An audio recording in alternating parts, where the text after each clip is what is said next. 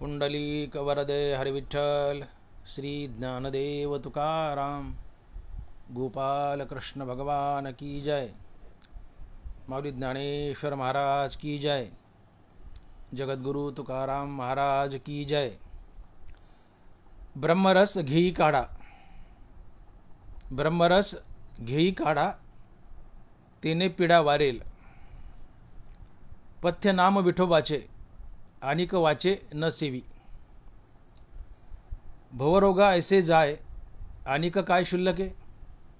पथ्य नाम विठोबाचे, अनिक वाचे न सेवी।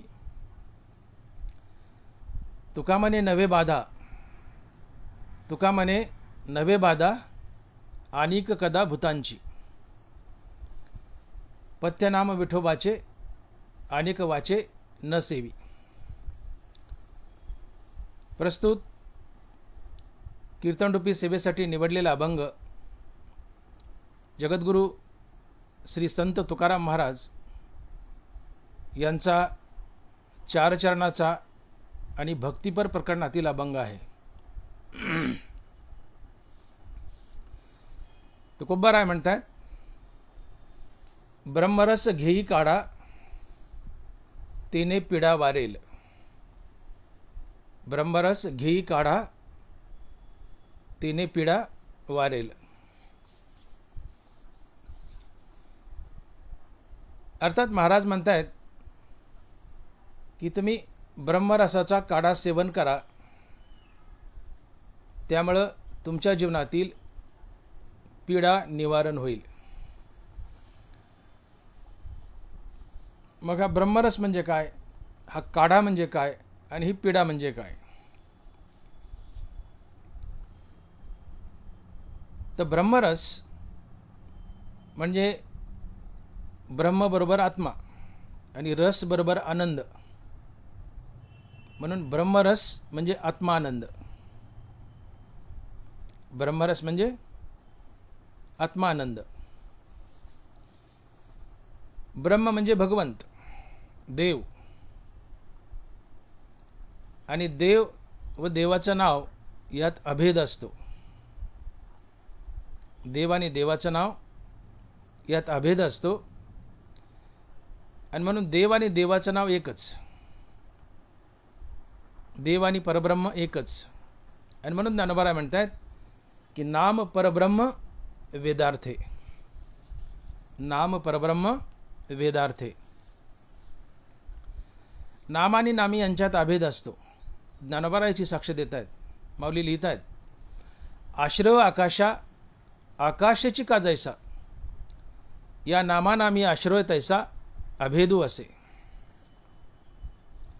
अर्थात नाम आणि नामी यांच्यात अभेद असतो। नाम म्हणजे भगवंताचं नाम आणि नामी म्हणजे भगवंत। हे नाम आणि नामी यांच्यात अभेद असतो, अर्थात नाम आणि नामी एकच असतात, अर्थात भगवंत आणि भगवंताचं नाम एकच असते, आणि भगवंत म्हणजे ब्रह्म, आणि म्हणून भगवंताचं नामही ब्रह्मच। नाम परब्रह्म वेदार्थे। आणि म्हणून साहजिकच सिद्ध होतं की ब्रह्मरस म्हणजे नामरस भक्तिरस। ब्रह्मरस म्हणजे नामरस भक्तिरस। आणि म्हणून तुकोबाराय म्हणतात की लावणी मृदंग श्रुती टाळ घोष, लावणी मृदंग श्रुती टाळ घोष, सेवू ब्रह्मरस आवडीने। आता विना मृदंग लावून ब्रह्मरस आम्ही आवडीने सेवू, म्हणजे टाळ घेऊ, पकवास घेऊ, विना घेऊ, आणि ब्रह्मरसाचं सेवन करू, म्हणजे काय करू, भजन करू। कशाचं? भगवंताच्या नामाचं, भगवंताच्या गुणाचं आम्ही हरिभजन करू। अर्थात तुकोबाराय म्हणतात तसे अभंग म्हणू किंवा भगवंताचं नामचिंतन करू। मग लावणी मृदंग श्रुती टाळ घोष, शिव ब्रह्मरस आवडीने। तर मृदंगाने विना लावून हा कोणता ब्रह्मरस सेवन करायचा? तर हरिनामाचा। शिव ब्रह्मरस आवडीने, हा ब्रह्मरस काय? हरिनाम आहे। आणि म्हणून हरिनाम म्हणजेच ब्रह्मरस, ब्रह्मरस म्हणजेच हरिनाम, कारण नाम आणि नामी यांच्यात अभेद असतो। ठीक आहे. ब्रह्मरस म्हणजे आत्मानंद, मोक्षानंद, सर्वसुख, आत्मसुख, या सगळ्या गोष्टीच म्हणजे ब्रह्मरस. पण या सगळ्या गोष्टी भगवंताच्या नामाने प्राप्त होतात. आणि भगवंताचं नाव आणि भगवंत यात अभेद असतो. भगवंताचं नाम म्हणजेच भगवंत आणि भगवंत म्हणजे ब्रह्म. पर्यायाने भगवंताचं नाम म्हणजेच ब्रह्म. आणि म्हणून ब्रह्मातून मिळणारा आनंद किंवा हरिनामातून मिळणारा आनंद म्हणजेच ब्रह्मरस. ब्रह्म म्हणजे आत्मा आणि रस म्हणजे आनंद. अर्थात ब्रह्मरस म्हणजे आत्मानंद किंवा नामानंद. ब्रह्मरस म्हणजे आत्मानंद किंवा नामानंद. आणि म्हणून ब्रह्मरस म्हणजेच नामरस किंवा भक्तिरस, एकाच अर्थाचे शब्द आहे. ब्रह्मरस म्हणजे नामरस किंवा भक्तिरस. ठीक आहे. भक्तिरस हा ब्रह्मरसाच्याही पुढचा आहे. चहू पुरुषार्थ श्री भक्ती जैसी. पण चालते 19-20 असल्यासारखं असते. त्याला जास्त घोटीत बसण्यापेक्षा ब्रह्मरस म्हणजेच नामरस किंवा भक्तिरस. आणि अशा ब्रह्मरसाने अर्थात नामरसाने मनुष्य जीवनातील पीडा जाते. मनुष्य जीवनातील पीडा जाते हे तुकोबराय अभंगाच्या पहिल्या चरणात सांगतात. आणि महाराज लिहितात, ब्रह्मरस घी काढा तिने पीडा वारेल. ब्रह्मरस घी काढा तिने पीडा वारेल. तुकोबराय म्हणतात की ब्रह्मरसाचा अर्थात नामरसाचा जर काढा घेतला तर या काढ्यानं तुमच्या जीवनातील पीडा नाहीशी होईल. काढा हा शब्द जुना आहे. आता काळ बदलला आहे. तुकोबराय 400 वर्षापूर्वीचे.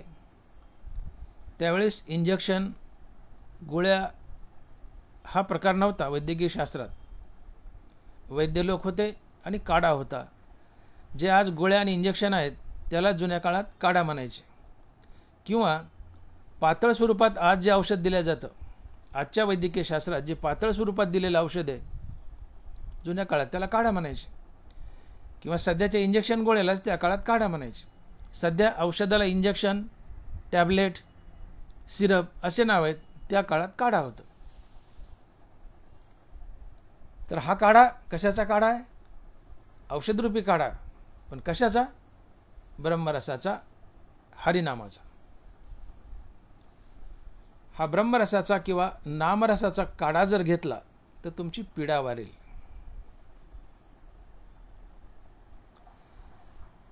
तर काढा हा वनस्पतीपासून तयार करतात.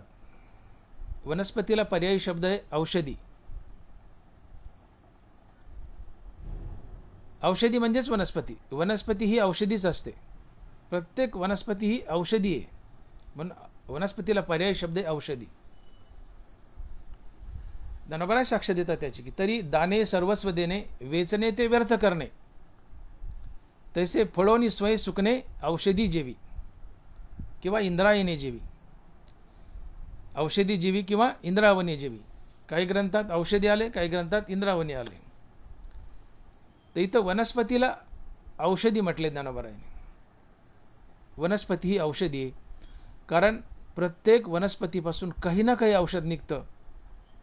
म्हणून वनस्पतींना, झाडांना औषधी म्हणतात. आपल्याला फार कमी झाडं माहिती आहेत की ज्यांचा उपयोग औषधासाठी होतो. अन्यथा या पृथ्वीवर असलेलं प्रत्येक झाड, प्रत्येक वनस्पतीत काही ना काही औषध आहे. काही ना काही औषध आहे. ते आपल्याला माहीत नाही. हा भाग निराळा. आणि म्हणून वनस्पतींना औषधी म्हणतात. वनस्पती या औषधी आहेत. आणि या वनस्पतीच्या पानापासून, सालीपासून, मुळापासून किंवा अन्य अवयवापासून, प्रामुख्यानं पान, फूल आणि मूळ आणि इतर काही भाग यापासून त्यांना ठेचून जो रस निघतो त्या रसाला कच्च्या अवस्थेत किंवा उकळून त्याचा जो द्राव तयार होतो त्याला काढा म्हणतात. आणि हा काढा पिला की अनेक प्रकारचे शरीरातील रोग दुरुस्त होतात. अर्थात काढा म्हणजे औषध, वनस्पतीपासून औषधीपासून बनवला आहे म्हणून ते औषध आहे. काढा म्हणजे औषध. तर दैनंदिन जीवनात हा वनस्पतीपासून बनवलेला काढा जर आम्ही घेतला, हे औषध घेतलं, तर आम्हाला झालेल्या पीडा किंवा बिमाऱ्या दुरुस्त होतात. आता उदाहरणार्थ नेहमीचं आम्हाला सर्दी झाली, तुळशीचा पाला जर उकळून पिलं किंवा कच्चा खाल्ला तर तुळशीचा पाला उकळला, ते पाणी काढाच झालं. तुळशीचं पाणी उकळून ते पाणी पिलं तर तो तुळशीचा काढा आहे. अद्रकीचा काढा, हे तुळशीचा काढा जर पिलं तर सर्दी कमी होते, खोकला कमी होतो. तसं अनेक वनस्पतीपासून अनेक काढे बनवले जातात आणि ते जर पिले तर तो काढा जिथं लागू पडतो त्या त्या प्रकारच्या निरनिराळ्या बिमाऱ्या दुरुस्त होतात. तसं ब्रह्मरसाचा किंवा नामरसाचा काढा जर पिलं तर तुमच्या जीवनातली पीडा दूर होते. वनस्पतीचा काढा पिला तर तुमच्या जीवनातली पीडा दूर होते, पण ती कोणती पीडा? रोगाची पीडा, बिमारीची पीडा दूर होते. पण ब्रह्मरसाचा किंवा नामरसाचा काढा जर पिला तर तुमच्या जीवनातली पीडा दुरुस्त होते. पण ही पीडा कोणती आहे? ही पीडा आहे जन्ममृत्यूची, ही पीडा आहे त्रिविध तापाची, ही पीडा आहे शोकाची. आणि म्हणून ब्रह्मरसानं किंवा नामरसानं जी पीडा आमच्या जीवनातून निघून जाते, ती पीडा प्रामुख्यानं 3 प्रकारची आहे. नंबर 1, जन्ममृत्यूची पीडा निघून जाते. पीडा म्हणजे दुःख, जन्ममृत्यूची पीडा निघून जाते. नंबर 2, आमच्या स्वतःच्या जन्ममृत्यूची पीडा निघून जाते. नंबर 2, शोकाची पीडा निघून जाते. आणि नंबर 3, त्रिविध तापाची पीडा निघून जाते. त्रिविध ताप एकूण 3 प्रकारचे असतात. आध्यात्मिक ताप, अधिभौतिक ताप आणि अधिदैविक ताप. या 3 तापापैकी कुठला तरी एक ताप बारी बारीनं येऊन आमच्या मानगुटीवर बसतोच आणि आम्हाला छळतो. जोपर्यंत तुम्हाला संत पदाची प्राप्ती नाहीये तोपर्यंत त्रिविध ताप तुमच्या जीवनातून जात नाहीत. नाथ महाराज म्हणतात की त्रिविध तापाची झाली बोळवण, देखील चरण वैष्णवांचे. वैष्णव म्हणजे संत. वैष्णव तो जया अवघी देवावरी माया. अर्थात ज्याची फक्त देवावरच माया आहे, प्रेम आहे, धन दौलतीवर संसारावर कशावर नाही, ज्याला फक्त देव आवडतो, बाकी काही नाही, हे वैराग्य असतं. विरक्त मनुष्य संत असतो. म्हणून वैष्णव म्हणजे संत. जेव्हा तुम्ही वैष्णवांचे किंवा संतांचे पाय पाहताल, अर्थात संतांची भेट होईल, त्यांची कृपा होईल, ते तुम्हाला संत बनवतील, तेव्हा तुमच्या जीवनातून त्रिविध ताप जातात. बोळवण म्हणजे जाणे. त्रिविध तापाची झाली बोळवण, देखील चरण वैष्णवांची. तुका म्हणे त्रिविध ताप जाती मग आपोआप. तर संत दर्शनाने, संत भेटीने त्रिविध ताप जातात, तोपर्यंत नाही. आणि जोपर्यंत आम्हाला संत भेटत नाहीत आणि आम्ही मनुष्य रूपात आहोत, अर्थात जोपर्यंत आम्ही मुक्त नाहीत, साधारण जीव आहोत, मनुष्य आहोत, तोपर्यंत हे त्रिविध ताप आम्हाला सातत्यानं छळत राहतात. असा एकही मनुष्य नसतो की ज्याच्या जीवनात कुठला तरी त्रिविध ताप नाहीये. सातत्यानं जन्मल्यापासून मरेपर्यंत या 3 तापापैकी एक तरी ताप तुमच्या जीवनात असतोच, आलटून पालटून. बघा आता, आध्यात्मिक ताप म्हणजे तुम्हाला होणारे नाना प्रकारचे रोग, भले ते तुमच्या प्रारब्धानं नशिबानंच येतात. तुका म्हणे पापे इति रोगाचे रूपे. तुका म्हणे पापे इति रोगाचे रूपे. नाथ महाराज म्हणतात की अधर्मे रोग संचरे अंगी. तुम्ही अधर्म केलाय, पाप केलं, वाईट वागलात, लालीलबाडी केली, भ्रष्टाचार केलाय, परद्रव्य परिणारीचा अभिलाष केलाय, परपीडा केली, परनिंदा केली, नाना प्रकारे वाईट वागलात आणि पापं केली, तर ही पापं तुमच्या जीवनात रोग घेऊन येतात. आणि जीवनात आलेली ही रोग हा आध्यात्मिक ताप असतो. तुम्हाला तुमच्या संचितात, प्रारब्धात होणारी, तुमच्या नशिबानुसार होणारी नाना प्रकारची रोग हा आध्यात्मिक ताप असतो. ही रोगं तुम्हाला कुणी देत नाही. तुम्हाला एखादा रोग झाला तर तो रोग तुम्हाला तुमच्या नशिबानंच झालेला असतो, नशिबानंच झालेला असतो. वांचून देत घेत अनिक निभ्रांत नाही सम्यक, येत कर्माची फळसूचक मनुष्यलोकी. ज्ञानोबा आहे. पुन्हा एकदा बोलूया ऐका. वांचून देत घेत अनिक निभ्रांत नाही सम्यक, येत कर्माची फळसूचक मनुष्यलोकी. मनुष्यलोकात तुम्हाला देणारा आणि घेणारा जर कोण असेल ते तुमचं कर्म आहे. तुम्ही जसे वागलात, केले कर्म तैसे भोग आले. जसे वागलात तसे फळ आहेत. केले कर्म तैसे भोग आले. आणि म्हणून तुमच्या जीवनात जर रोगराई आली, एखादा मोठा रोग झाला, कॅन्सर झाला, रक्तपिती झाली, कोड फुटला, दमा आहे, BP आहे, ॲलर्जी आहे, या नाना प्रकारच्या ज्या बिमाऱ्या आहेत, असंख्य बिमाऱ्या आहेत. शरीर दुःखाचे कोठार, शरीर रोगाचे भांडार, नाही अपवित्र शरीराचे शरीर रोगाचे भांडार. अनेक रोग आहेत. कुठलाही रोग जर नशिबात आला किंवा जीवनात आला तर तो आपल्या नशिबानं आला म्हणायचं. तुकोबारायण खडसावून सांगितलं की अनिका रुसावे न लगे बहुता आपुल्या संचिता वासुनी. समजा उदाहरणार्थ तुम्ही मला एक ठोका टाकला, मी डॉक्टर भागवत मोठे, तुम्ही मला एक ठोका टाकला समोरच्याने, तर तुकोबाराय म्हणतात की डॉक्टर मोठे त्या समोरच्या ठोका टाकण्यावर तू रुसू नको. समोरच्या ठोका टाकणाऱ्यावर रुसू नको. डॉक्टर मोठे त्यांनी तुला ठोका टाकलाय, पण त्या ठोका टाकणाऱ्यावर रुसू नको. डॉक्टर मोठे रुसायचं तर तू तुझ्या स्वतःच्या संचितावर रुस. तू तुझ्या स्वतःच्या संचितावर रुस, समोरच्या ठोका टाकणाऱ्यावर नको.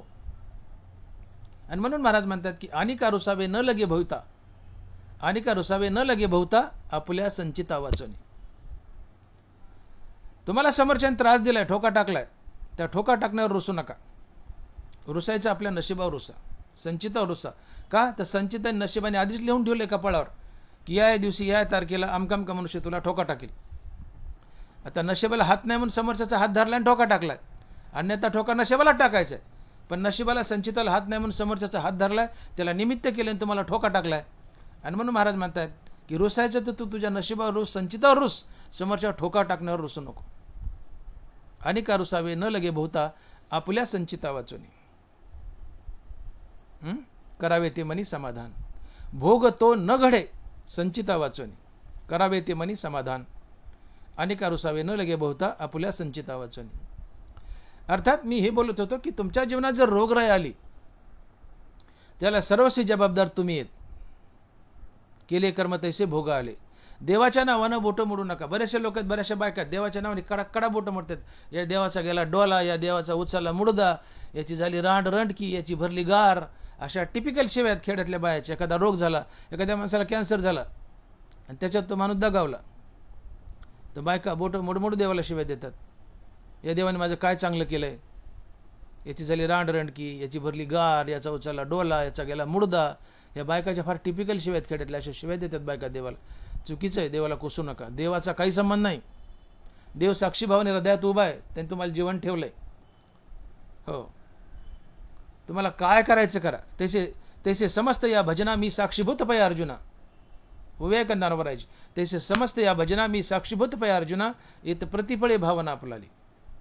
देव म्हणतो मी साक्षीरूपानं हृदयात उभा आहे, तशा हृदया माझी मी रामू. मी साक्षीरूपानं हृदयात उभा आहे. दिवा जसा बघतो की कोण काय करतो, कुणाला टोकत नाही, तसं देव म्हणतं मी हृदयात उभा आहे. मी बघतो तुम्ही काय करतात, काय नाही करतात. मी टोकत नाही. चांगलं केलं शाबास केलं नाही, वाईट केलं नाव ठेवत नाही. फक्त हिशोब ठेवतो आणि त्याचा अचूक फळभोग देतो. आणि तो अचूक फळभोग या त्रिविध तापाच्या रूपाने येतो. आणि तो पहिला त्रिविध ताप आहे आध्यात्मिक ताप. तर तुम्ही केलेल्या कर्माचं फळ म्हणून तुका म्हणे पापी येते रोगाचे रूपे, तर त्याचं फळ म्हणून आध्यात्मिक ताप तुमच्या जीवनात येतो. आणि आध्यात्मिक ताप म्हणजे तुमच्या जीवनात आलेली नाना प्रकारची रोग, हा आध्यात्मिक ताप आहे. तुमच्या कर्माचीच फळं असतात. तुम्ही पेरलंय तसं उगवलंय, केलंय रोग आलेत. तुका म्हणे पापे येती रोगाची रूपे. नाना प्रकारचे रोग होणं हा आध्यात्मिक ताप. नंतर अधिभौतिक ताप. अधिभौतिक ताप म्हणजे आपल्या सराउंडिंगला, आपल्या सभोवताली असणाऱ्या असंख्य सजीव निर्जीव वस्तू यांनी आपल्याला दिलेला ताप. आता उदाहरणार्थ साप चावला, अधिभौतिक ताप आहे. कुत्रच चावलं, अधिभौतिक ताप आहे. बैलाने मारलं, अधिभौतिक ताप आहे. मोटरसायकल उलती पालती झाली, अधिभौतिक ताप आहे. कारचा ॲक्सिडेंट झाला, जीपचा ॲक्सिडेंट झाला, अधिभौतिक ताप आहे. आपण रस्त्याने चाललो पण एखादी गाडीच आपल्या अंगावर आली, अधिभौतिक ताप आहे. शेजाऱ्याचे आपले भांडणच झाले, अधिभौतिक ताप आहे. शेजाऱ्यांनी बांधच ठोकरला, अधिभौतिक ताप आहे. प्लॉटमध्ये शेजाऱ्यांनी फुटभर जागाच आपली घेतली, अधिभौतिक ताप आहे. कुणीतरी येतं तुम्हाला भांडतं, घरात भांडणं होतात, बायकोत, नवऱ्यात, बाप लेकात,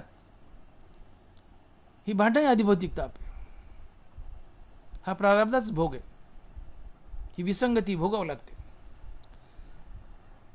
म्हणून आपल्या सभोवताली असलेल्या सजीव निर्जीव वस्तूंनी आपल्याला दिलेला ताप हा अधिभौतिक ताप असतो, तो भोगावाच लागतो. तो प्रारब्धाचा भोग आहे. हे त्रिविध ताप प्रारब्धाचे भोग आहेत. आणि आधी दैविक ताप हा तिसरा ताप. दैवी संकटातून किंवा दैवी कोपातून होणारा जो ताप आहे तो आधी दैविक ताप. दुष्काळच पडला, प्यायला पाणीच नाही, अन्नच नाही, आधी दैविक ताप. अतिवृष्टी झाली, पिकच नासले, महापूर आले, गावाच्या गावच वाहून गेले, आधी दैविक ताप. भूकंप झाला, घरं कोसळले, ज्वालामुखी झाला, गावाच्या गाव बुडाले, आधी दैविक ताप. लाल्या रोगच पडला, ज्वारीचे पानच करपले, चिकटाच पडला, धुईच आली, पिकच गेले, गाराच पडल्या, पिकच नासले, द्या नुकसान भरपाई. द्या नुकसान भरपाई, द्या नुकसान भरपाई, हा आधी दैविक ताप आहे. असे वेगवेगळ्या प्रकारचे हे 3 ताप आहेत. आणि या 3 तापापैकी बारी बारीने कुठला तरी एक ताप तुमच्या मानगुटीवर येऊन बसतोच, तो तुम्हाला सोडित नाही. हा ताप तेव्हाच जातो त्रिविध ताप की एका जनार्दनी त्रिविध तापाची झाली बोळवण देखील चरण वैष्णवांची. त्रिविध तापाची झाली बोळवण देखील चरण वैष्णवांची. अलग लक्षामध्ये जोपर्यंत संत भेटी नाही, आत्मस्वरूपाची ओळख नाही, मोक्षाची प्राप्ती नाही आहे, आत्मज्ञानाची प्राप्ती नाही, अर्थात संतपद प्राप्त नाही, तोपर्यंत त्रिविध ताप तुम्हाला छळत राहणार. आणि या त्रिविध तापातून झालेली पीडा, त्रिविध तापातून झालेलं दुःख हे ब्रह्मरसानं जातं, नामरसानं जातं, हरिनामानं जातं. आणि म्हणून तुकोबाराय लिहितात की ब्रह्मरस घी काढा, तिने पीडा वारेल, तिने पीडा वारेल. तुम्ही सातत्यानं हरिनाम घेतलं तर तुमची त्रिविध तापाची पीडा वारेल. बोलू आपण यावर. पहिली त्रिविध तापाची पीडा जाईल. पीडा म्हणजे दुःख, तर पहिलं दुःख आहे किंवा ताप, पहिली पीडा आहे त्रिविध तापाची. दुसरी पीडा आहे शोक पीडा. आपली अतिप्रिय व्यक्ती, घरातली एखादी प्रिय व्यक्ती दगावली, मेली, भयानक शोक होतो, भयानक शोक. हे शोकाचं दुःख तर त्रिविध तापापेक्षा मोठं आहे. प्रिय वस्तूचा वियोग, अतिप्रिय वस्तू गेली, मरण पावली, अतिजवळचा मनुष्य मरण पावला, शोक होतो. आणि हा शोक दुःखाच्याही पुढचा असतो. माणूस सावरत नाही. हे होणारं भयानक दुःख ही पीडा असते. आणि स्वतःच्या जन्म मरणाची पीडा हे एक फार मोठं भयानक दुःख आहे. अगा मरहा बोलन साहती आणि मेलिया तरी रडती. आस्ते जात न गणिती गहिसपणे. जे माणसाचं आपल्या मृत्यूकडे लक्ष नाही, ज्या माणसाचं मृत्यूकडे लक्ष नाही तो मूर्ख असतो. आणि जो सातत्याने मृत्यूला डोळा ठेवू नये तो शहाणा असतो, विवेकी असतो. आणि तो एक ना एक दिवस ज्ञानी होतो, मुक्त होतो. मृत्यूचं नित्य स्मरण ठेवा. मृत्यूच्या नित्यस्मरणाने मृत्यूची भीती तर निघून जातेच, शिवाय मृत्यूच्या नित्यस्मरणाने तुमच्या जीवनात वैराग्य येतं. आणि वैराग्यानं देव भेटतो. ते हे विषय वैराग्य, जे आत्मलाभाचे भाग्य, याने ब्रह्मानंदा योग्य जीव होते. मृत्यूच्या नित्यस्मरणानं तुमची मृत्यूची भीती निघून जाते, तुमची दुष्कृत्य गळून पडतात, तुमच्या जीवनात वैराग्य येतं आणि वैराग्याने देव भेटतो, तुम्ही मुक्त होता.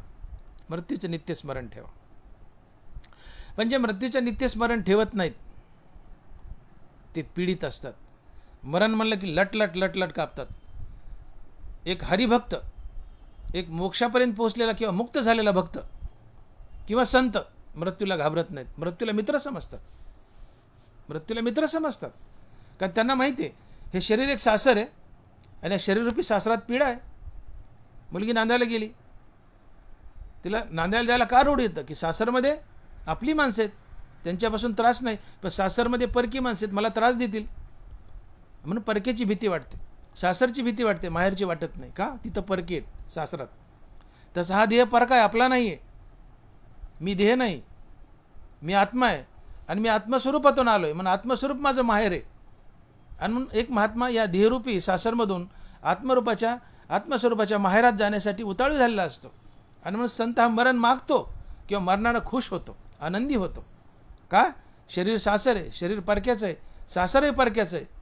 सासरमध्ये पीडा आहे, माहेरात आनंद आहे, म्हणून मुलगी सासरून माहेरी पळत येते. तसं महात्मा या शरीररूपी सासरातून आत्मस्वरूपाच्या माहेरात पळत जाण्यासाठी उतावीळ असतो. आणि मग जो मरणावर डोळा ठेवून आहे, जो मरणाचं नित्यस्मरण ठेवतो, तो मरणाला घाबरत नाही, त्याला पीडा होत नाही. का? झाकली घटीचा दिवा, नेनो काय झाला केदवा, या रीती जो पांडवा देह ठेवी. की मृत्यूचं सातत्यानं स्मरण केलेलं मृत्यूची भीती निघून जाते. तसे तनुचे नि वियोगे विधेय न होती. ज्ञानोबा आहे, तनुची नि वियोगे विरेह न होती. देव सातत्यानं डोळा पुढे ठेवला तर मरण समय दुःख होत नाही. पण जे मरणाला विसरलेत, ज्यांनी डोळ्यापुढे देव ठेवला नाही आणि जे सातत्यानं मरणाला विसरतात, ते आयुष्यभर मरणाला फार भीतात. मरण म्हणलं की लटलट लटलट कापतात. हो, पावो सुदल्या सवे थिल्लर जैसे कालवे, तैसे कापे मृत्यूचे निनावे, तैसा कापे भय मृत्यूचे निनावे. पावो सुदल्या सवे थिल्लर जैसे कालवे, तैसा कापे भयाचे निनावे. हे जे मृत्यूचं भय आहे, डबक्यात पाय ठेवला की पाणी थरथर थरथर करतं, लाटा उठतात. तसं मरण म्हणलं की माणूस थरथर थरथर कापतो त्या लाटासारखं. मृत्यूचं भय. जन्माचं जाऊ दे, त्या सोडून कुठं जन्माला त्याचा पता नाही आम्हाला, पण या द्यात मरणाचं भय. आणि मरणाचं भय ही सगळ्यात मोठी पीडा आहे. मरणाचं भय ही सगळ्यात मोठी पीडा आहे. आणि म्हणून माणसं हे जीवन किंवा हे संसार, या जीवनाची व्याख्या जर करायची असेल तर जीवन म्हणजे काय, तर या जीवनाची दुसरी तिसरी काही व्याख्या नाही. जीवन म्हणजे काय, तर मरण बाजूला सरकत सरकत पुढं चालणं म्हणजे जीवन. मरण बाजूला सरकत सरकत पुढं चालणे म्हणजे जीवन. इतकं मरणाने विळखा मारलाय आम्हाला, इतकं मरण पावलं पावली आम्हाला चळतंय. का देह तर वासे पडले काळाचे तोंडी. आमचा देह काळाच्या तोंडात पडलाय, त्याने जबडा बंद केला की मनुष्य मरतो.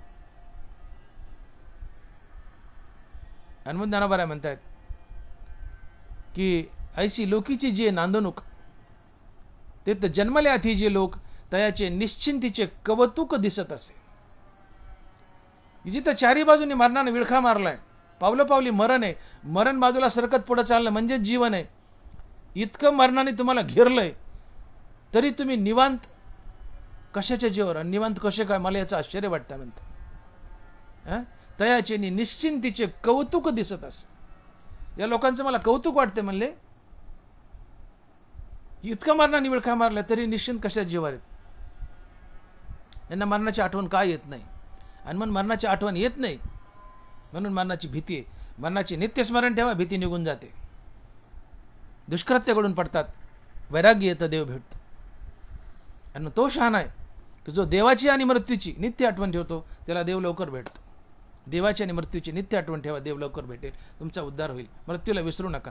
जे मृत्यूला विसरतात त्याला जीवनाची, मृत्यूची आणि मरण समयची भयानक पीडा असते. भयानक पीडा तुम्ही कल्पना करू शकत नाही, इतकी पीडा असते. नुसतं मरण म्हणलं, अगं मर हा बोलणच हाती आणि मिलिया तरी रडते. मरण म्हणलं की लटलट कापतात लोक. पण नामधारक मरणाला भीत नाही, मरणाला मित्र समजतो, मरणाला गळ्याला लावतो. का मरण त्याला माहेरी घेऊन जातं आत्मस्वरूपाच्या, आणि तिथं सुख असतं. ही महात्म्याचा विवेक आहे, संताचा विवेक आहे. पण साधारण जीव अविवेकी असतो, या देहालाच माहेर समजतो, या देहालाच आत्मा समजतो. आणि मग नश्वराला आपलं समजून बसतो आणि लटलट कापतो. आणि म्हणून ह्या 3 प्रकारच्या पीडा आहेत की ज्याला दुःख म्हणतो. त्रिविध तापाची पीडा, शोकाची पीडा आणि आपल्या जन्ममृत्यूची पीडा. या 3ही पीडा ब्रह्मरसाचा काढा पिल्यानं निवारण होतात असं तुकोबाराय म्हणतात. ब्रह्मरस घी काढा तिने पीडा वारेल.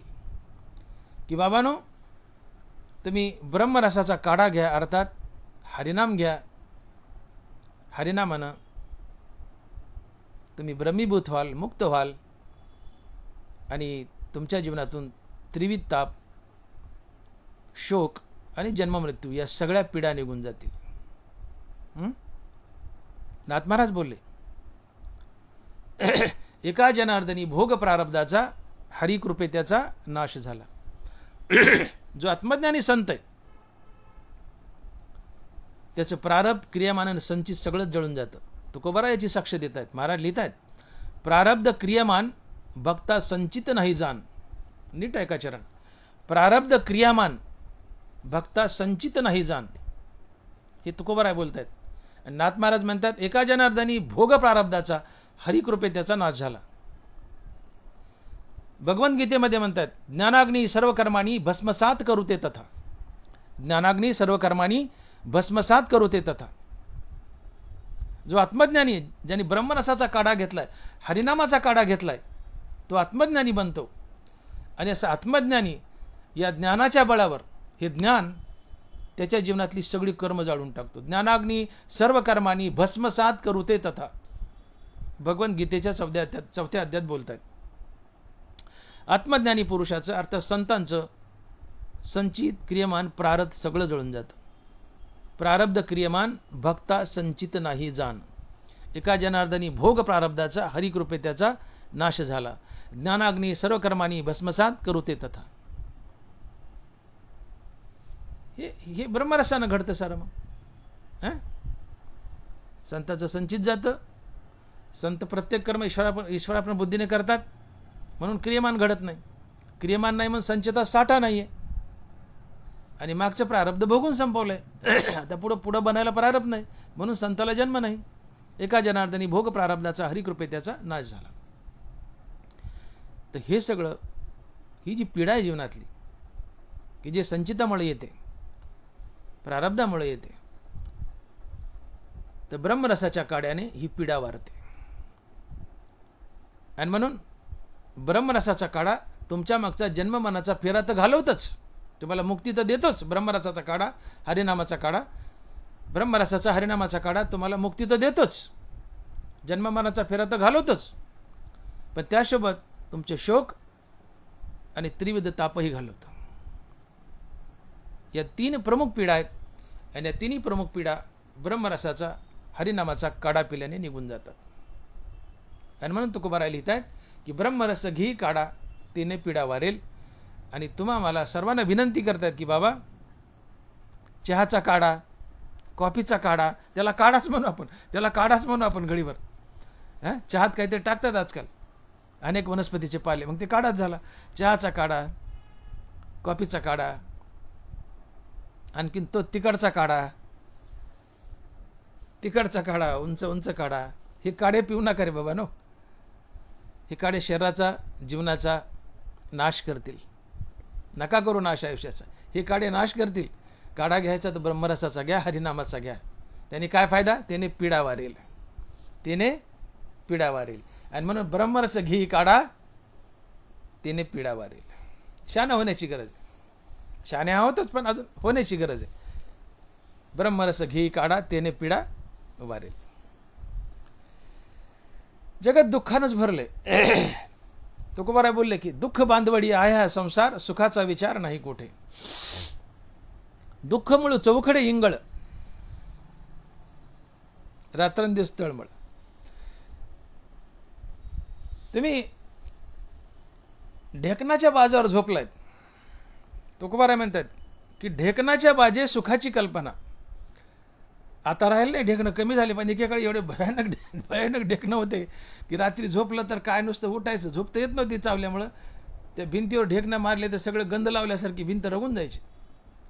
अशा ढेकणाच्या बाजे सुखाची कल्पना. कल्पना करा, ढेकणाच्या बाजूवर सुखाची कल्पना. अरे तुडू तुडू खातात ते, क्षणभर डोळा लागू देत नाहीत. ढेकणाच्या बाजूवर कधी सुखाची झोप येत नाही.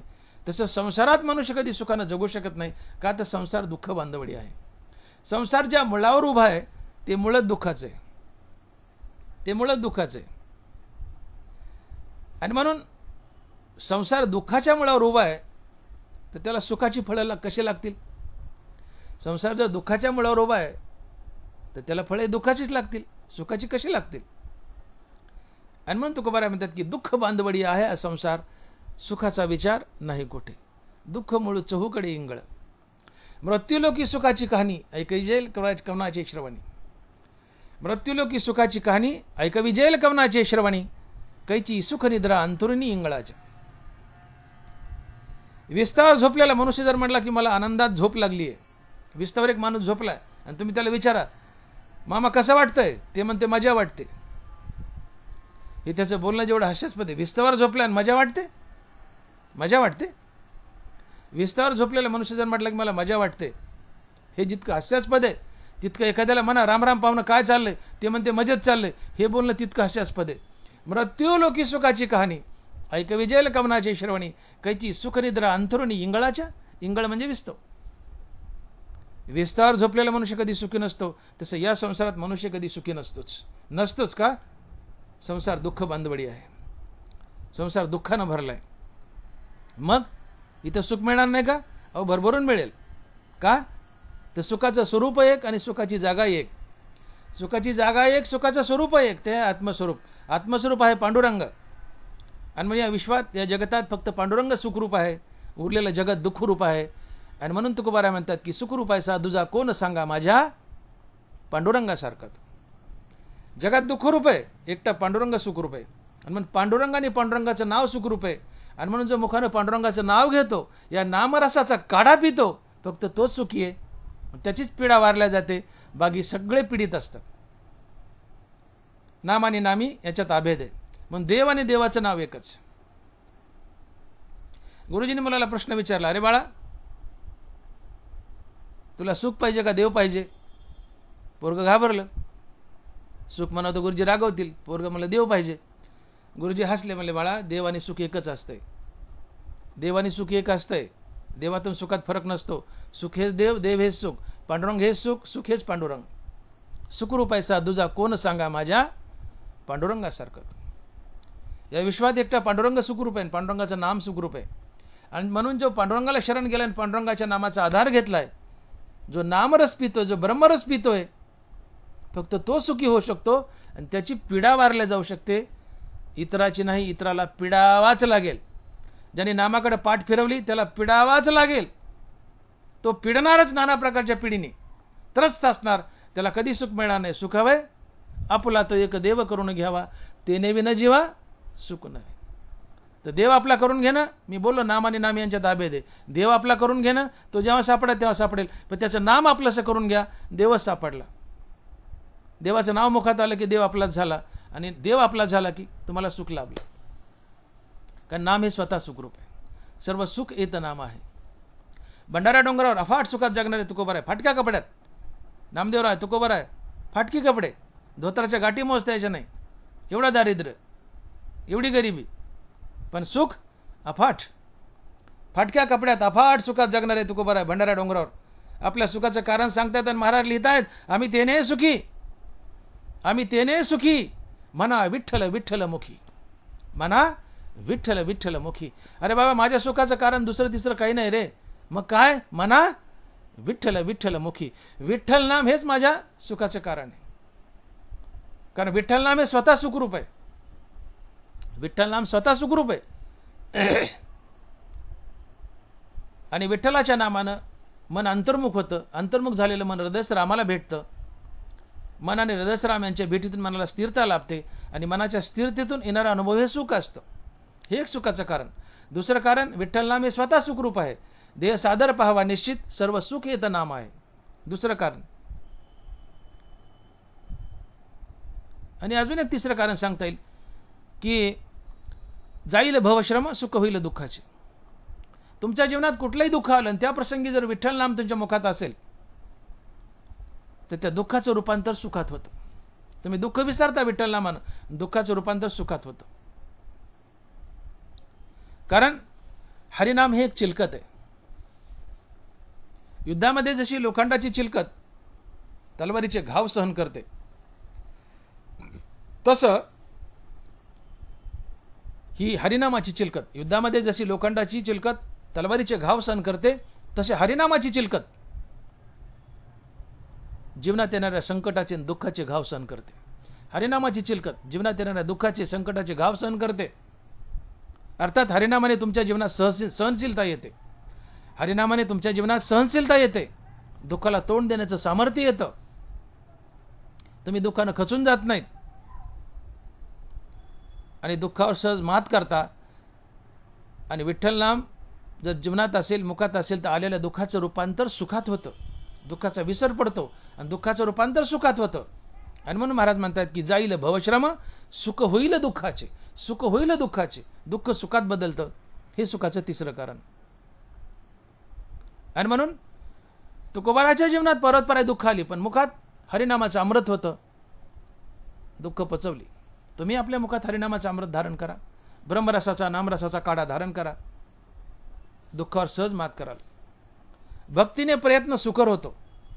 एक मोठी नाव आहे, जमिनीवर ओढायची, 10 ट्रॅक्टर लावले तर ओढल्या जात नाही. पण तीच नाव पाण्यावर सोडली तर एक दुबळा नावाडी तिला पैल तीराला घेऊन जातो. जी नाव ट्रॅक्टरनी ओढल्या जात नाही, ती नाव पाण्यावर सोडली तर दुबळा नावाडी तिला पैल तीराला घेऊन जातो. नावेखाली पाणी आलं की नाव पैल तीराला सहज जाते. जीवनात भक्तीचं पाणी आलं, जीवनात भक्तीचं पाणी आलं की आपली जीवन नौका सहज पैल तीराला जाते आणि आम्हाला देव भेटतो. भक्तीने प्रयत्न सुकर होतो. जीवनातली पीडा निघून जाते. जीवनातल्या नाना प्रकारच्या पीडा दुःख निघून जातात आणि जीवनात सुख येतं. जाईल भवश्रम सुख होईल दुःखाचे. मुखामध्ये नामरस ठेवा, ब्रह्मरस ठेवा. पीडाही जाईल, जीवनात सुख येईल. आणि म्हणून तुकोबारा म्हणतात की भक्तरस करू भोजन पंगती. भक्तिरस करू भोजन पंगती, संतांची संगती सर्व काळ. संतांच्या संगतीत जाऊन भक्तिरसाचं, ब्रह्मरसाचं, नामरसाचं भोजन करायचं. आमरसाचं नाही, सुधारसाचं नाही आहे, नामरसाचं, ब्रह्मरसाचं. नामरस हा ब्रह्मरसच आहे. या जगात सगळ्यात पवित्र काय असेल तर भगवंताचं नाम. तुझ्या नामाचा महिमा तुझं न कळे मेघश्यामा, तुका म्हणे आम्हा जन्म गोड याच्यासाठी. या भगवंताच्या पवित्र नामानं आमच्या जीवनातल्या पीडा जातात, दुःख जातं, त्रिविध ताप जातात, जन्ममरणाचं दुःख जातं. आम्ही मृत्यूवर विजय मिळवतो, मुक्त होतो, जीवनात सुखही येतं. आणि म्हणून हरिनामाचा काढा, ब्रह्मरसाचा काढा आम्हाला घ्यायचा आहे. त्याने आमच्या जीवनातली पीडा नाहीशी होते. का तर तुका म्हणे एका मरणेची सरे उत्तमाची वरे कीर्ती मागे. या ब्रह्मरसाच्या काड्याने, हरिनामाच्या काड्याने एका मरणात, तुका म्हणे एका मरणेची सरे, मागं लागलेलं दुःख, आता मी मुक्त झालो या काड्यामुळं, मग एका मरणात संपून जाते मागं जे लागलं ते. पुन्हा मला जन्ममरण नसतं, सगळ्या पीडा जातात आणि उत्तम कीर्ती मागे राहते. तुका म्हणे एका मरणेची सरे उत्तमाची उरे कीर्ती मागे. आणि म्हणून महाराज म्हणतात की ब्रह्मरसाचा काढा घ्या, तुमच्या पीडा निवारण होतील. मग हा ब्रह्मरसाचा काढा घेतला तर तुमच्या जीवनातल्या कोणत्या कोणत्या पीडा गेल्या? त्रिविध तापाची पीडा गेली, शोकाची पीडा गेली आणि आपल्या जन्ममरणाच्या भयाची किंवा जन्ममरणाची पीडा गेली. अशा 3 प्रकारच्या पीडा आहेत, त्या तिन्ही जातील. पण हा हरिनामाचा किंवा ब्रह्मरसाचा काढा पित असताना आणि ही पीडा घालवत असताना तुम्हाला एक पथ्य करावं लागतं. ते पथ्य तुकोबारा अभंगाच्या 2ऱ्या चरणात सांगतात आणि महाराज लिहितात, पथ्य नाम विठोबाचे अनिक वाचे न सेवी. पथ्य नाम विठोबाचे अनिक वाचे न सेवी. मोठी गंमत आहे. इथं सरळ अर्थ घेतला, पथ्य नाम विठोबाचे अनेक वाचे न सेवी. थोडा अज्ञानी मनुष्य किंवा अभ्यास कमी असलेला मनुष्य याचा सरळ अर्थ घेईल की विठ्ठलाचं नाव न घेणं हेच पथ्य आहे. पथ्य काय म्हणले? विठ्ठलाचं नाव. आणि पथ्य म्हणजे काय? वर्ज्य. आपण काय म्हणतो? पथ्य कशाचं आहे? अमक्याचं आहे. मग अमक्याचं पथ्य ते खायचं नाही. मग इथं पथ्य कशाचं आहे? विठ्ठलाच्या नामाचं. म्हणजे तोंडाने विठ्ठलाचं नाम घ्यायचं नाही हेच पथ्य आहे, असा अर्थ काढतात लोक. असं नाही आहे. थोडा बारकाईने विचार करा, सरळ अर्थ घेऊ नका. पथ्य नाम विठोबाचे अनिक वाचे न सेवी. याचा अर्थ असा आहे की पथ्य कशाचं? अनिक वाचे न सेवी. मी वाचेने माझ्या कशाचाच उच्चार करणार नाही शिवाय विठ्ठलाच्या नामाच्या. हे माझं पथ्य आहे. अर्थात विठ्ठलाचं नाम सोडून इतर कशाचाही उच्चार करायचा नाही, हे पथ्य असतं. मी फक्त विठ्ठलाचंच नाम घेईल, बाकी कशाचंच नाव घ्यायचं नाही, तोंडानं काही बोलणार नाही. अर्थात तोंडानं काही न बोलणं याचं पथ्य करायचं आणि फक्त विठ्ठलाचं नाव घ्यायचं. हो, तुका म्हणे करा आयुष्याचे मोल, नका वेचू बोल नामे विना. अर्थात मी माझ्या मुखानं एकही वायफळ शब्द बोलणार नाही, हे पथ्य करील. आणि बोलेल तर फक्त विठ्ठलाचंच नाव. तात्पर्य या चरणाचा अर्थ होतो की विठ्ठलाच्या नावाशिवाय मी कशाचाही माझ्या तोंडानं उच्चार करणार नाही. आणि म्हणून पथ्य नाम विठोबाचे अनिक वाचे न सेवी. अर्थात इतर काहीही बोलण्याचं मला पथ्य आहे. 50 अक्षरी करशी भरवरी शेकी तुझे तोंड तुझं वैरी रे. हे जे आम्ही वटवट करतो, बडबड करतो, आलतू फालतू बोलत राहतो, हे आलतू फालतू बोलण्याचं मला पथ्य आहे. ते मी बंद करेल आणि फक्त विठ्ठलाचं नाव घेईल. याला म्हणायचं पथ्य नाम विठोबाचे अनिक वाचे न सेवी. तुम्हाला एखादा रोग झाला, समजा खोकला यायला फार, आणि तुम्ही कान नाक घशाच्या डॉक्टरकडे गेले, तर तुम्ही न म्हणता कान नाक घशाचा डॉक्टर तुम्हाला अगोदर सांगतो की गोळ्या घ्या, पण त्याच्यासोबत आंबट तिखट कमी करा, तळलेलं खाऊ नका. आंबट तिखट कमी खा, मऊ अन्न घ्या, आंबट तिखट कमी करा, तळलेलं खाऊ नका. आता आंबट तिखट आणि तळलेलं न खाणं हे पथ्य आहे. आंबट तिखट आणि तळलेलं न खाणं हे पथ्य आहे. आणि मग तिथं साधं साधं गोड खाणं, मऊ खाणं हे अलाउड आहे. तसं इथं इतर काहीही न बोलायचं, काहीच बोलायचं नाही फालतू, ते पथ्य आहे. आणि मग बोलायचं ते फक्त विठ्ठलाचं नाव. तिथं सर्दी झाली, घसा दुखालाय, आंबट तिखट तळलेलं बंद, ते आंबट तिखट तळलेलंच पथ्य आहे. इथं आलतू फालतू बोलायचं पथ्य आहे. तिथं गोडधोड खायचं, मऊ खायचं, इथं विठ्ठलाचं नाव घ्यायचं. याला म्हणायचं पथ्य नाम विठोबाचे अनिक वाचे न सेवी. अर्थात फक्त विठ्ठलाचंच नाव घेईल, बाकीच्या गोष्टीचं पथ्य करेल, बाकी तोंडाने शब्दही उच्चारायचं नाही. याला म्हणायचं पथ्य नाम विठोबाचे अनिक वाचे न सेवी. का बरं? मी फक्त विठ्ठलाचंच नाव घेईल आणि बाकी काही बोलणारच नाही, हा तुकोबारायांचा आग्रह काय? तर पथ्य या शब्दाचा अर्थ होतो फायदा. पथ्य या शब्दाचा अर्थ होतो आमच्या हिताचं, आम्हाला लाभदायक. पथ्य म्हणजे हित. आंबट तिखट बंद केलं, खोकला येतो, आंबट तिखट बंद केलंय, तळलेलं बंद केलंय आणि मऊ गोड खाल्लंय, हे आमच्या हिताचं आहे. आमची सर्दी खोकला लवकर नीट होईल. तसं इथं आलतू फालतू बडबड बंद केली, फक्त विठ्ठलाचंच नाव घेतलं, आमचा भवरोग लवकर जाईल. अर्थात भवरोग तो गेलायच, पिढा तर गेल्यात. पण इथं तुकोबाराय सांगतात तुम्ही मुक्तीवर भजनयुक्त बना. पहिल्या चरणात तुकोबाराय म्हणले की ब्रह्मरस घी काढा त्याने पिढा वारेल. तुमची पिढा वारली, ब्रह्मरस घेतलाय, नामरस घेतलाय, त्यांनी पिढा वारली, तुम्हाला आत्मज्ञान झाले, तुम्ही मुक्त झालेत. पण तुकोबाराय इथं थांबले नाही. तुकोबाराय म्हणतात तुम्ही आता मुक्तीवर भजनयुक्त व्हा. तुम्ही मुक्तीवर भजनयुक्त व्हा. का बरं? तुकोबारायचा हट्ट काय की तुम्ही मुक्तीवर भजनयुक्त व्हा, की ज्याला तुकोबारायच म्हणतात की ज्ञान ब्रह्मभोगी ब्रह्मतनु. मुक्तीवर भजनयुक्त म्हणजे ज्ञान ब्रह्मीभोग ब्रह्मतनु. ज्ञान ब्रह्मीभोग ब्रह्मतनु याला म्हणायचं मुक्तीवर भजनयुक्त. मुक्तीवर भजनयुक्त म्हणजे तुमचं शरीर आता ब्रह्मस्वरूप झाले आणि शरीर ब्रह्म होऊन तुम्ही ब्रह्माचा भोग घेतायत. मन पण मुद्दल जाय मग ते अहमभावादी का क्या आहे, म्हणून शरीरेची ब्रह्म होय अनुभव येतो. शरीरानंच ब्रह्म झालाय म्हणजे ब्रह्मतनु आणि ब्रह्मीभूत बनून ब्रह्माचा भोग. सरळ भाषेत याला म्हणायचं मुक्तीवर भजनयुक्त. मुक्त होऊन देवाचं नाव घेणं. जे जे भगवत भजन करीजेत तया भागवत म्हणीजेत. मुक्तीवरी भजनयुक्त महाभागवत उद्धव. तुम्ही आम्ही भजन करतो, आम्ही भागवत. भागवत म्हणजे भक्त. आम्ही भजन करतोय, देवाचं नाव घेतोय, आम्ही भागवत आहेत. पण मुक्त होऊन जो देवाचं भजन करतो तो महाभागवत असतो. आणि महाभागवत म्हणजे संत. याला म्हणायचं मुक्तीवरी भजनयुक्त. जो देहून देवाचं नाव घेतो तो महाभागवत, तो संत. ज्ञान गिळून गावा गोविंदो. जो ज्ञानी होतो, संत होतो आणि तरी देवाचं नाव घेतो तो संत असतो. याला म्हणायचं मुक्तीवर भजनयुक्त. अर्थात तुम्ही विठ्ठलाच्या नावाचं पथ्य करा. म्हणजे फक्त विठ्ठलाचंच नाव घ्या, बाकी तोंडाने काही बोलू नका. हे पथ्य आहे. आणि याला म्हणायचं मुक्तीवर भजनयुक्त. इथं बंधन घातलंय की तुम्ही विठ्ठलाच्या नावानंच ब्रह्मरस मिळवलाय.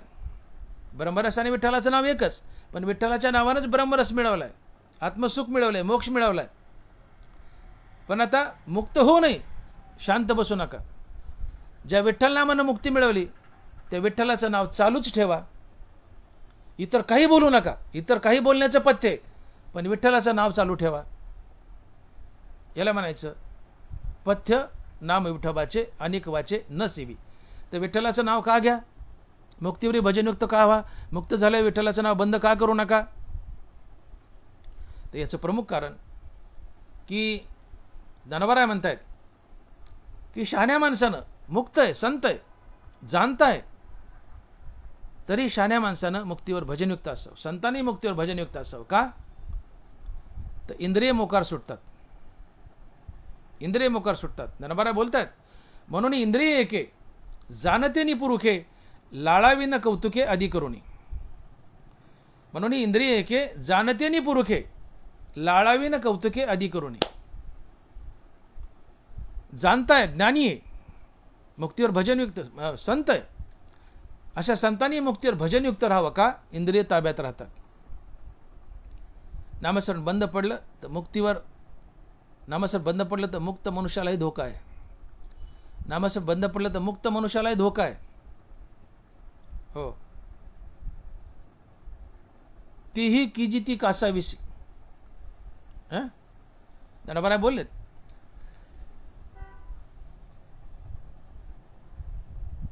साप आहे आणि वाघ आहे.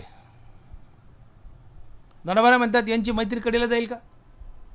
सांगा. सर्पेशी खेळो येईल, व्याघ्र संसर्ग सिद्धी जाईल, हालाहाल जिरेल सिविल्या काही. देखे खेळता सहज अग्नी लागला. मग तो न सावरे जैसा उधवला तैसा इंद्रिया लळा दिला भला नव्हे. तैसा इंद्रिया लळा दिला भला नव्हे. देखे सहज खेळता अग्नी लागला. मग तो न सावरे जैसा उधवला तैसा इंद्रिया लळा दिला भला नव्हे. सापासोबत खेळता येत नाही, वाघाची मैत्री कडेला जात नाही,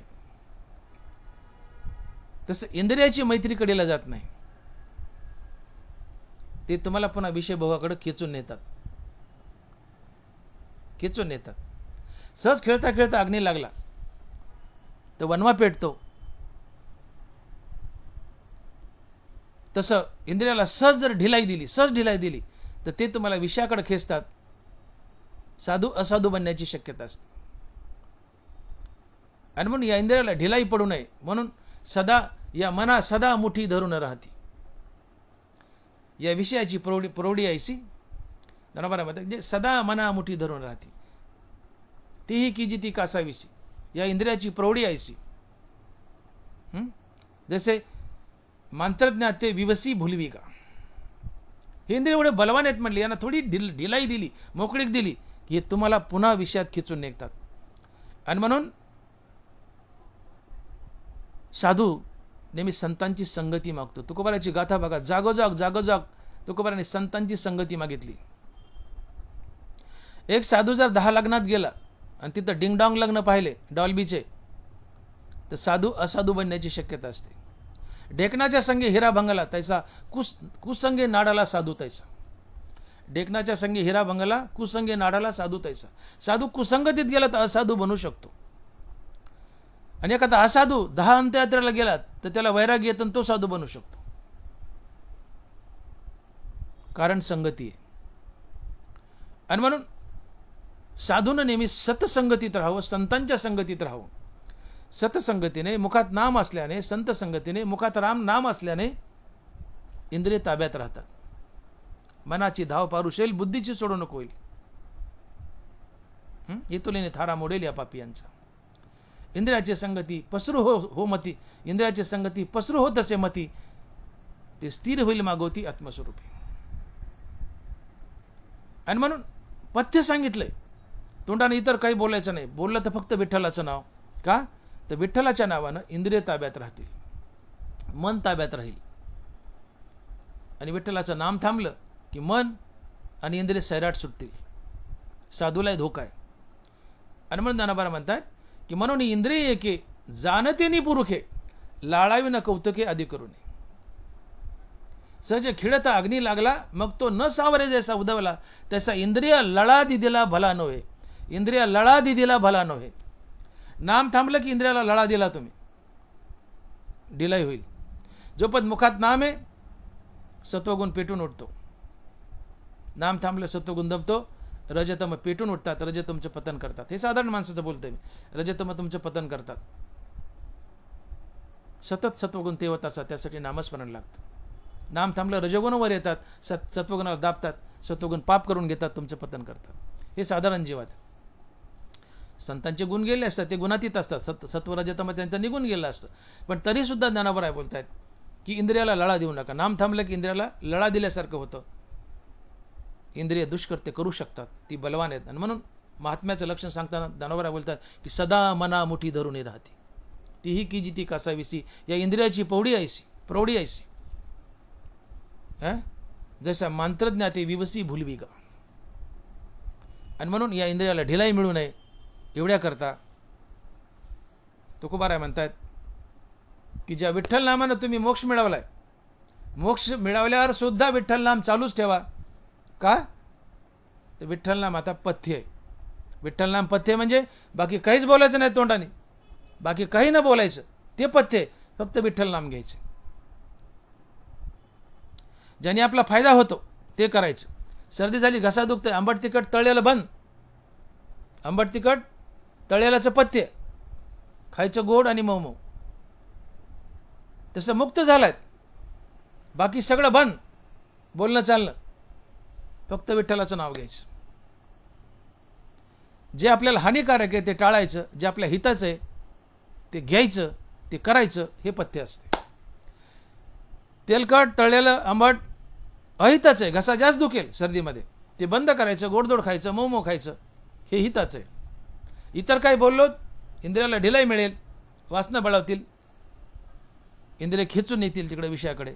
इतर काही बोलायचंच नाही, वाचन कुसंगतीत जायचं नाही. जे फायद्याचं आहे ते विठ्ठल नाम घ्यायचं. हे पथ्य. अर्थात पथ्य म्हणजे ज्या हरिनामानं मुक्ती मिळवली, मुक्तीवर ते हरिनाम चालूच ठेवा. इतर वाचाळ गोष्टी बोलू नका, कुसंगतीत जाऊ नका. इतर काही बोलायचंच नाही, इतर फालतू बोलण्याचं पथ्य आहे. फक्त विठ्ठल नाम घ्यायचं. आणि तुकोबाराय याला म्हणतात की पथ्य नाम विठोबाचे अनिक वाचे न सेवी. आता तुम्ही वाचाने इतर काही सेवनच करू नका, इतर सेवन करू नका, इतर काही बोलूच नका. इतर काही बोलण्याचं पथ्य आहे. विठ्ठल नाम घ्या. आणि म्हणून महाराज म्हणतात की पथ्य नाम विठोबाचे अनिक वाचे न सेवी. का तर ज्या नामानं मुक्ती मिळवली, मुक्तीवर भजनयुक्त व्हा. हे नाम इंद्रियांना ताब्यात धरून ठेवले. आणि म्हणून मुक्तीवर भजनयुक्त व्हायचे. आणि हे पथ्य आहे.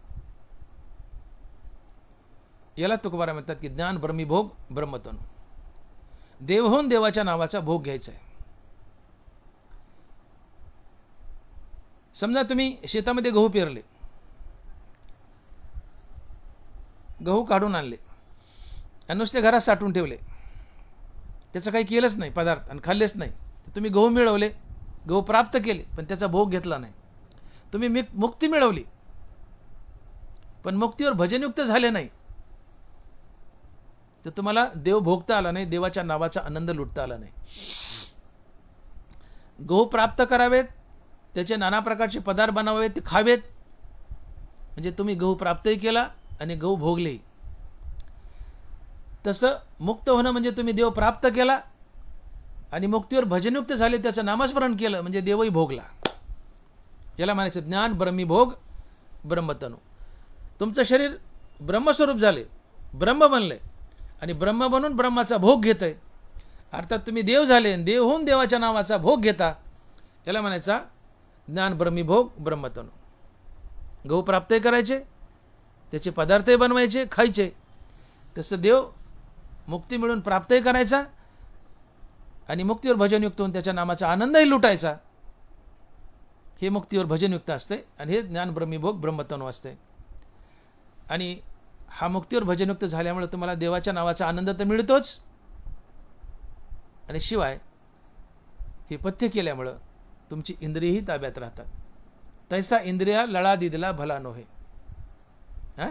देखे खिळता सहजे अग्नी लागला, मग तो न सावरे जैसा उदावला, तैसा इंद्रिया लळा दिदला भला नव्हे. नामस्मरण थांबलं की इंद्रिय मोकार सुटू शकतात. म्हणून मना सदा मुठी धरून राहते. आणि म्हणून तुकोबारांनी पथ्य घातलंय.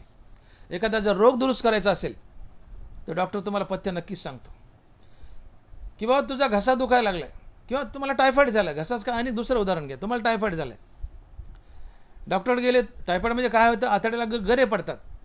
That is also called as enteric fever. टायफॉइडचं दुसरं नाव एंट्रिक फिवर. एंट्रिक म्हणजे इंटेस्टाईन. छोट्या आतड्याला गरे पडतात, बारीक बारीक दुखं होतात टायफॉइडमध्ये, आणि त्याच्यामुळे ताप येतो.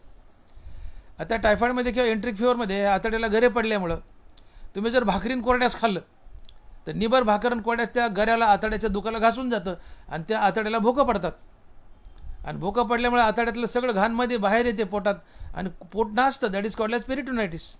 आमच्या भाषेत त्याला पेरिटोनायटिस म्हणतात, आणि मनुष्य दगावू शकतो. मग डॉक्टरने सांगितलं टायफॉइडचे इंजेक्शन, गोळ्या, औषधे जा घ्या, पण डॉक्टर पथ्य सांगतो भाकर कोरड्यास खाऊ नका. मग मऊ भात खा किंवा फळाचा रस घ्या, भाकरी कोरड्यास खाऊ नका. पण पेशंट घरी गेला, सटकून भाकर आणली, मोठा बल्क तयार झाला फिकल मॅटरचा वगैरे, मैल्याचा वगैरे, ते घासून गेला, आतड्याला भोकं पडली. का झालं, तुम्ही पथ्य पाळलं नाही, रोग वाढला ना रोग. भाकरी खाऊ नका मग सांगितलं, तुम्ही खाल्ली टायफॉइडमध्ये, आतड्याला भोकं पडली, रोग वाढला. औषध काय केलं, आता आतडे फुटले ना, टायफॉइड नीट होईल का, नाही. तुकोबाराने हरिनाम हा ब्रह्मरस दिलाय, तुम्हाला मोक्ष मिळवून दिलाय. या नामरसानं ब्रह्मरसानं मोक्ष मिळालाय, किंवा ब्रह्मरस म्हणजेच मोक्ष. नामरसानं ब्रह्मरसापर्यंत दिले, नामरसानं तुम्हाला मोक्ष मिळवून दिलाय. परंतु हा मोक्ष मिळवल्यावर सुद्धा तुम्ही विठ्ठलाचं नाम चालूच ठेवा. विठ्ठलाच्या नामानं हा भवरोग जो झालाय तो तर लवकर बरा होईलच, पण विठ्ठलाचं नाम मुक्तीनंतरही चालू ठेवलं तर हा भवरोग पुन्हा मागं लागायचा नाही किंवा इंद्रिय मोकार सुटायची नाहीत. आणि मग मुक्तीवर भजनयुक्त व्हायचे.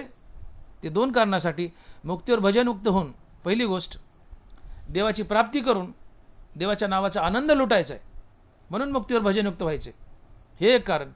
आणि दुसरं कारण, मुक्तीवर भजनयुक्त झाल्यानंतर आमची इंद्रिय मोकाट सुटत नाहीत, आम्हाला कुठला धोका राहत नाही, आणि म्हणूनही मुक्तीवर भजनयुक्त व्हायचे. आणि म्हणून तुकोबाराचा आग्रह आहे की पथ्य नाम विठोबाचे अनिक वाचे न सेवी. देवाच्या नावाचा आनंद लुटायचा. एक बाई आहे आणि तिला आपल्या नवऱ्यापासून 2 मुलं झालीत. नवरा हे तिचं साधन आहे, मुलं हे तिचं साध्य आहेत. आता त्या बाईला नवऱ्यापासून 2 मुलं झाले, तिचं साध्य पूर्ण झालं, मग ती नवरारूपी साधन टाकून देते का, नाही टाकत. उलट नवऱ्याला जवळ धरते आणि नवरा बायको मिळून लेकराचं आणि नातरुंडाचं कोड कौतुक पाहतात. तसं निष्काम कर्माने आणि निष्काम हरिनामाने तुम्हाला मोक्ष मिळवून दिलाय. मग आता मोक्ष मिळाल्यानंतर सुद्धा निष्काम कर्म आणि निष्काम हरिनाम टाकून द्यायचे नाही, घट्ट उराशी बाळगायचे आणि मुक्तीवर भजनयुक्त व्हायचं आणि देवाच्या नावाचा आनंद लुटायचा. याला तुकोबाराय म्हणतात की ज्ञान ब्रह्मीभोग ब्रह्मतनु. याला तुकोबाराय म्हणतात की पथ्य नाम विठोबाचे अनेक वाचे नसेवी. तुम्ही मुक्त झालात, विठ्ठलाच्या नावाने मुक्त झालात, तर मुक्तीवरही विठ्ठलाचं नाव घ्या. याने काय होईल? विठ्ठलाच्या नावानं इंद्रिय ताब्यात राहतील आणि तुम्ही देवाचे भोग घ्याल. कारण मुक्तीवर भजनयुक्त झाले, मुक्त होणं देवाचं नाव घेत आहेत म्हणजे देवाच्या नावाचा आनंद लुटतायत. आणि देवाच्या नावाचा आनंद लुटण्यात दुहेरी फायदा असतो. तुम्ही देवाचं नाव घेतायत त्याने तुम्हाला तर आनंद होईलच, पण जितका आनंद तुम्हाला होतो तितका देवालाही होतो. आणि म्हणून हरिनामाला हरिनामाला ज्ञानोबारांनी संभोग म्हटलंय. मनासी चाडण सांगे प्रकृतीचे केले नेघे, जो श्रद्धेचेनी संभोगे सुखिया झाला. श्रद्धेचेनी संभोगे सुखिया झाला. श्रद्धा म्हणजे माझ्या नामाची अति आवडी, तया नाव श्रद्धा रोकडी. भगवंताच्या नामाची अति आवड याला श्रद्धा म्हणतात नाथ महाराज. भगवंताच्या नामाची अति आवड ही श्रद्धा आहे. आणि एक महात्मा श्रद्धेचेनी संभोगे सुखी होतो. अर्थात संत देवाचं नाव घेतो आणि देवाचं नाव घेतल्यावर देवाच्या नावाने संताला जितका आनंद होतो तितकाच आनंद देवालाही होतो. हा दुहेरी फायदा आहे. तुम्ही गुलाबजामुन खातायत, गुलाबजामुन खाताना तुम्हाला एकट्याला मजा येईल, एकट्याला आनंद होईल, हा भोग झाला. एका वस्तूनं जेव्हा एका मनुष्याला आनंद होतो एकालाच तो भोग असतो, पण एकाच वस्तूनं एकाच वेळी दोन माणसाला आनंद होतो तो संभोग असतो. तुम्ही गुलाबजामुन खाता तुम्हाला एकट्याला मजा वाटेल, पण पती पत्नीचं मिलन झालं त्या एकाच भोगाने दोघाला आनंद वाटेल. गुलाबजामुननी या भोगाने एकट्याला आनंद वाटेल, पण पती पत्नीच्या मिलनाने दोघालाही एकाच भोगाने एका वेळी दोघाला आनंद होईल. म्हणजे एका भोगाने एकट्याला आनंद होतो तो भोग, पण एकाच भोगाने एकाच वेळी दोघाला आनंद होतो तो संभोग. आणि म्हणून गुलाबजामुन खाताना हा भोग आहे, मला एकट्याला आनंद होईल, पण पती पत्नीच्या मिलनातून या एकाच भोगाने नवरा बायकोला दोघाला आनंद होईल, हा संभोग आहे. आणि म्हणून ज्ञानोबा हरिनामाला संभोग म्हणतात. आणि माऊली लिहितात की श्रद्धेचेनी संभोगे सुखिया झाला. अर्थात हरिनाम घेतल्यानंतर त्या हरिनामानं संताला जेवढा आनंद होतो तितकाच पांडुरंगालाही आनंद होतो. हरिनाम हे भोग आहे. ज्ञान ब्रह्मी भोग ब्रह्मतनु. आता ब्रह्माचा भोग घ्यायचा म्हणजे हरिनाम घ्यायचं, हरिनाम घ्यायचं म्हणजे देवाचा भोग घ्यायचा. संत मुखानं हरिनाम घेतो म्हणजे हरिनामाचा भोग लुटतोय, पण हरिनामाचा भोग लुटताना संत जेवढा आनंदी होतो तितका देवही आनंदी होतो. म्हणजे हरिनाम या एका भोगानं एका वेळी देव आणि संत दोघे सारखेच आनंदी झाले म्हणून तो संभोग आहे. एकाच भोगानं एक मनुष्य आनंदी तो भोग, एकाच भोगाने एकाच वेळी दोन माणसं आनंदी तो संभोग. म्हणून गुलाबजामुन खाणं हा भोग, पती पत्नीचं मिलन हा संभोग. एकाच भोगाने एक मनुष्य आनंदी हा भोग, एकाच संभोगाने या संभोगरूपी एकाच भोगाने पती पत्नी आनंदी हा संभोग. तसं एकाच हरिनामाने संत आणि देव आनंदी, एकाच हरिनामाच्या भोगाने संत आणि देव आनंदी हा संभोग. आणि म्हणून ज्ञानोबा हरिनामाला संभोग म्हणतायत. आणि म्हणून तुकोबारायचा आग्रह आहे की मुक्तीवरही भजनयुक्त बना, भगवंताचं नाम घ्या, पथ्य नाम विठोबाचे अनेक वाचे नसेवी. अर्थात या चरणाचा अर्थ होतो तुम्ही तुमच्या मुखानं इतर काहीही बोलू नका. तुम्ही तुमच्या मुखानं इतर काहीही बोलू नका. जसं मी बोललो की जसं आता बोलण्याचे नाही देवाविनं काही. तुका म्हणे करा आयुष्याचे मोल, नका वेचू बोल नामे विना. अर्थात तुम्ही तुमच्या तोंडानं काहीच बोलायचं नाही, हेच पथ्य करायचं. काय पथ्य सांगितले? पथ्य नाम विठोबाचे अनेक वाचे न सेवी. याचा अर्थ होतो हे पुढचं चरण जोडायचं पथ्याला, पथ्य शब्दाला पुढचं चरण जोडायचं. पथ्य काय सांगितलंय की पथ्य अनेक वाचे न सेवी हे पथ्य आहे. तुम्ही तुमच्या तोंडानं काहीच बोलायचं नाही आलतू फालतू, हे पथ्य आहे. मग बोलायचं ते फक्त विठ्ठलाचं नाव. कळतंय ना? काहीच बोलायचं नाही, तोंडाला कुलूप, हे पथ्य आहे. मुक्तीवर भजनयुक्त व्हायचं म्हणजे इतर काही बोलायचं नाही. तुम्ही तोंडानं इतर वाह्यात काही बोलायचंच नाही, तोंडानं काही न बोलणे हे पथ्य आहे. मग बोलायचं तर फक्त विठ्ठलाचं नाव. आणि म्हणून महाराज म्हणतात की पथ्य नामी विठोबाचे अनेक वाचे न सेवी. याला चरणात जोडत तर पथ्य अनेक वाचे न सेवी. कशाचं पथ्य सांगितलंय? जे टाळायचं आहे ते पथ्य असते, जे खायचं नाही ते पथ्य असते. मग काय खायचं नाही किंवा काय टाळायचं आहे? अनेक वाचे न सेवी. मग पथ्य अनेक वाचे न सेवी. काय पथ्य? पथ्य अनेक वाचे न सेवी. आणि मग काय सेवी? तर नामी विठोबाचे. अर्थात मुखानं काहीही बोलू नका, हे पथ्य आहे. तोंडाने काहीच बोलायचं नाही वायफळ, हे पथ्य आहे. आणि मग बोललातच तर काय बोलायचं, फक्त विठ्ठलाचं नाव, अर्थात मुक्तीवर भजनयुक्त व्हा. आणि म्हणून महाराज म्हणतात की पथ्य नाम विठोबाचे अनेक वाचे न सेवी. आणि मग इतके महान कुटीतले तुम्ही साधू झाल्यावर मुक्तीवर भजनयुक्त आहे. मग तिसऱ्या चरणात तुकोबाराय म्हणतात, आणि मग काय, भवरोगा ऐसे जाय अनेक काय शुल्लके. भवरोगा ऐसे जाय अनेक काय शुल्लके. अरे बाबा, इथपर्यंत तुम्ही मजर मारल्या संपलं ना, बाकीच्या चिल्लर गोष्टीचं काय घेऊन पडले. तुमचा भवरोग जाईल.